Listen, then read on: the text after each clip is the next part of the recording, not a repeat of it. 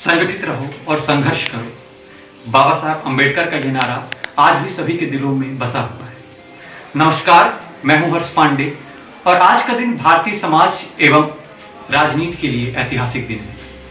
आज का दिन 14 अप्रैल है और बाबा साहब अम्बेडकर जी की जयंती है। दोस्तों, अम्बेडकर एक न्याय के पक्षधर, प्रबुद्ध विचारक, राजनीतिक, अर्थशास्त्री और संविधान निर्माता है। अम्बेडकर, जिनका जन्म 14 अप्रैल 1895 को मऊ, मध्य प्रदेश के छोटे से स्थान में हुआ था। और हमें ये जानना होगा, अम्बेडकर के कार्य को जानना होगा कि किस तरह एक समाज सुधारक के रूप में, एक राजनीतिक के रूप में, एक अर्थशास्त्री के रूप में उनके कार्य को समाज याद करता है। मित्रों, जब मनुस्मृति एक हिंदू धार्मिक ग्रंथ की रचना हो गई तो भारतीय समाज में एक मनुष्य की 4 पहचान हो गई, यानी 4 वर्णों की व्यवस्था हो गई। और ये 4 वर्ण थे ब्राह्मण, क्षत्रिय, वैश्य और शूद्र। सभी वर्ण के कार्य निर्धारित थे। ये कहना अतिशयोक्त नहीं होगा कि अब कर्म का अस्तित्व मिट चुका था। अब जन्म के आधार पर कार्य निर्धारित थे, यानी अब कर्म का अस्तित्व ही नहीं और भविष्य तय होगा जन्म के आधार। और शूद्र, जिसे ऊपर के 3 वर्णों की सेवा करने के लिए रखा गया था और यही कार्य उसे दिया गया था, वो धीरे धीरे दबता चला गया और उसकी स्थिति बिगड़ती चली गई और उसे एक और नाम से पुकारा जाने लगा, दलित। और अम्बेडकर भी इसी जात से थे, इसी वर्ग से थे। उन्होंने भी अपने बचपन में अनेक सामाजिक विषमता को झेला था और वो बेहद दुखी थे।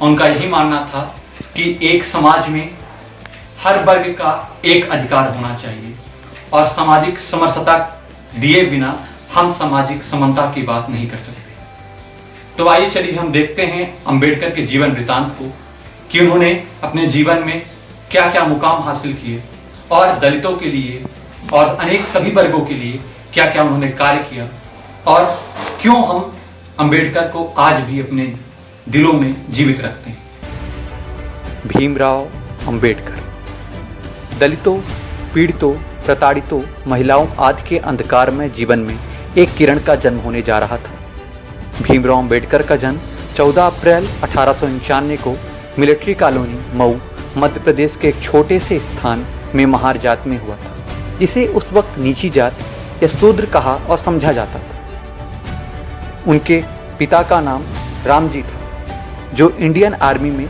सूबेदार मेजर थे। उनकी माता का नाम भीमा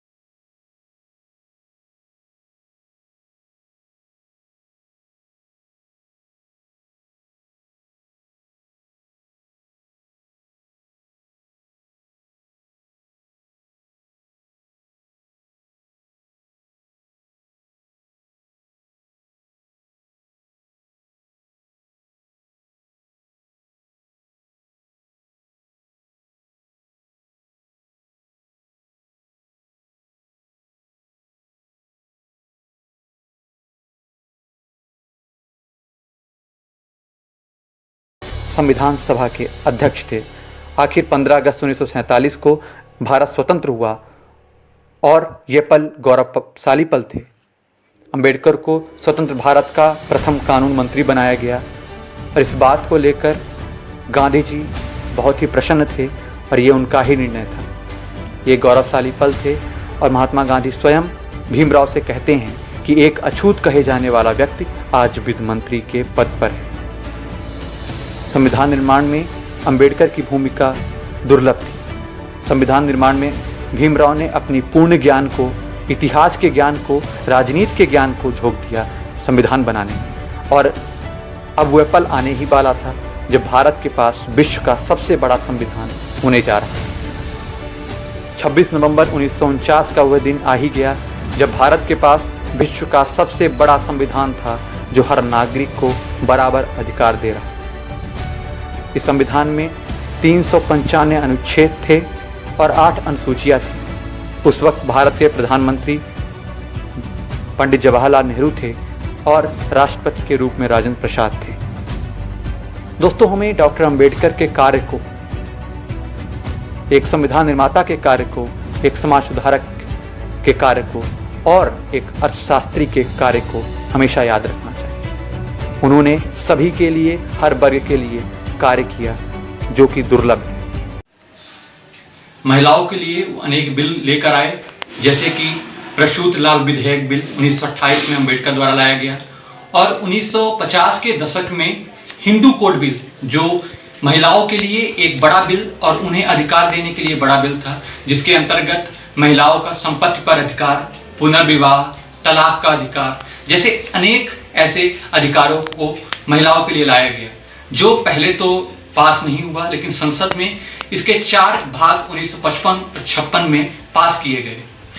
इसके अतिरिक्त अंबेडकर एक अर्थशास्त्री क्यों हैं और भारतीय अर्थशास्त्र में अंबेडकर का क्या योगदान रहा, इसे देखते हुए हमें समझना होगा कि अंबेडकर ने कई शोध पत्र पारित किए, जिसके अंतर्गत प्रॉब्लम ऑफ द रूपी उनकी एक शोध पत्र है।